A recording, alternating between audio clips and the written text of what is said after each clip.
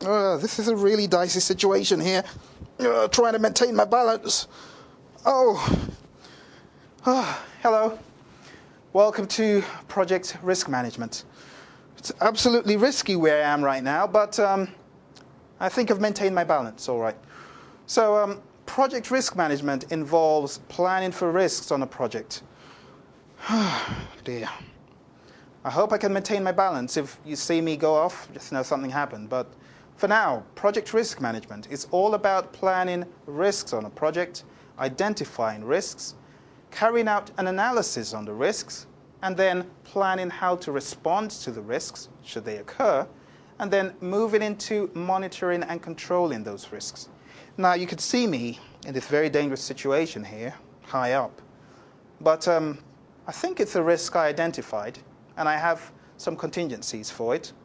I have a parachute that will open up should anything happen. So, for now, let's talk about the processes of project risk management. Plan risk management. Plan risk management involves planning for risks on a project, finding out what could possibly go wrong and how are we going to take care of it.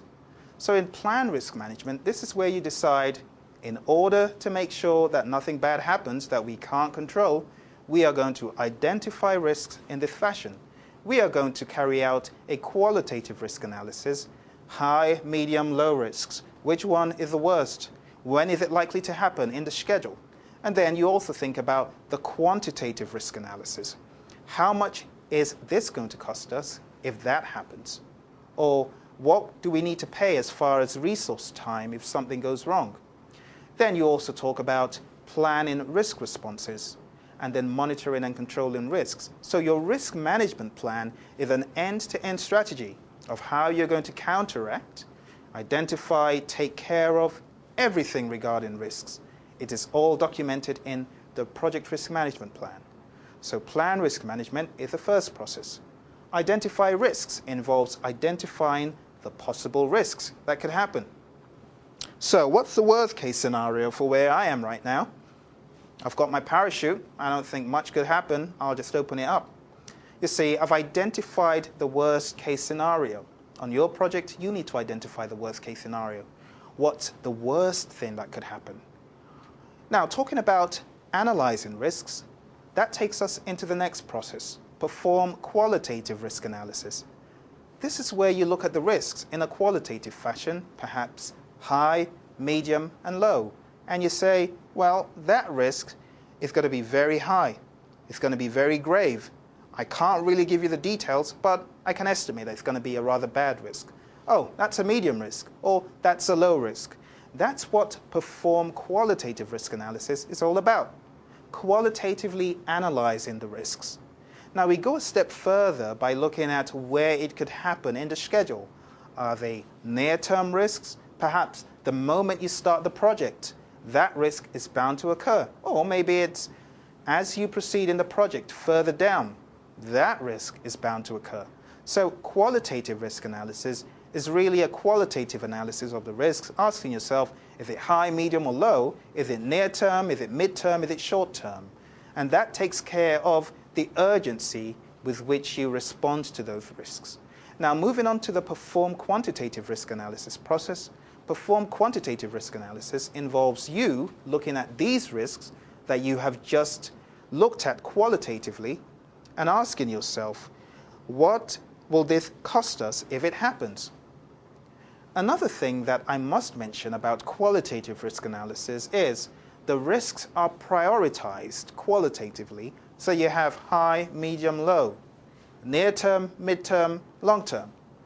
So you're thinking about how big the risks are, how quickly they could happen, and you prioritize them.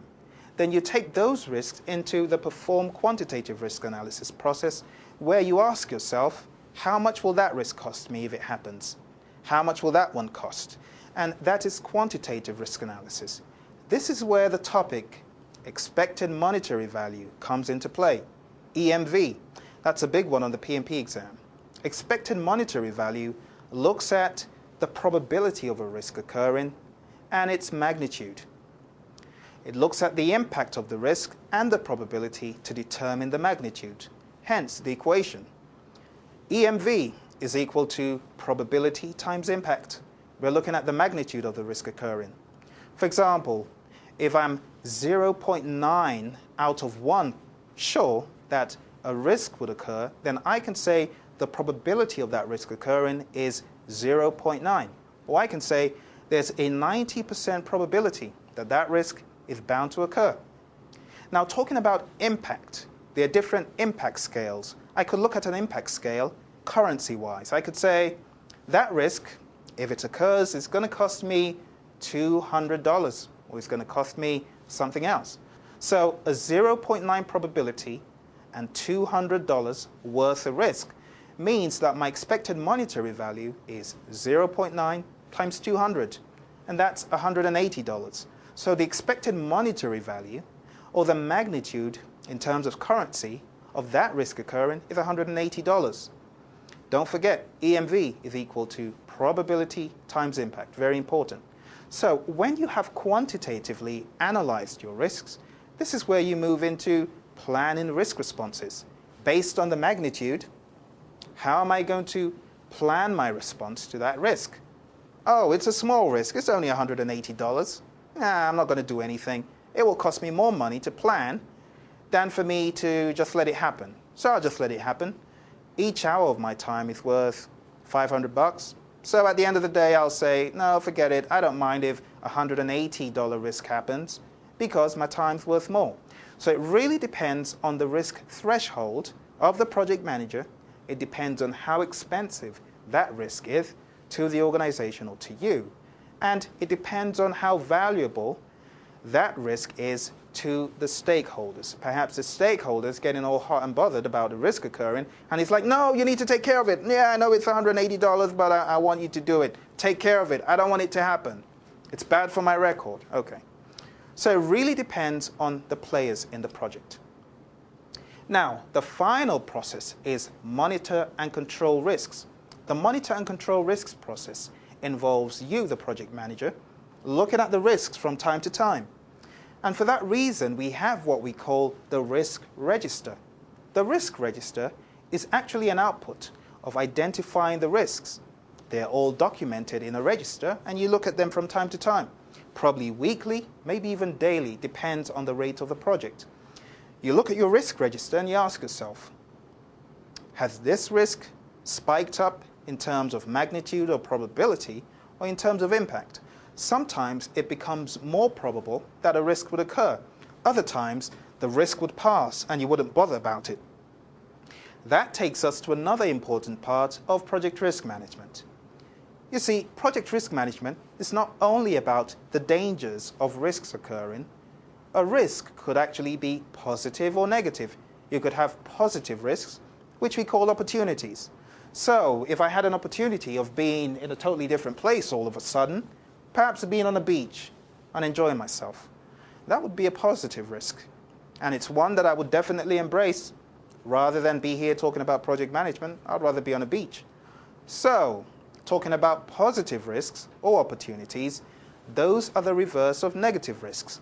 What you need to do as a project manager or as an individual trying to manage positive risks is you need to exploit those risks or enhance those risks. Make sure that those risks happen. Those are the risks that we want to bring into manifestation. The negative risks, such as being on top of a high structure and almost falling over, or your project going to the dogs, are negative risks that we don't want to occur. So, processes of project risk management, once again, plan risk management, identify risks, perform qualitative risk analysis, perform quantitative risk analysis, plan risk responses, and monitor and control risks. And that concludes project risk management.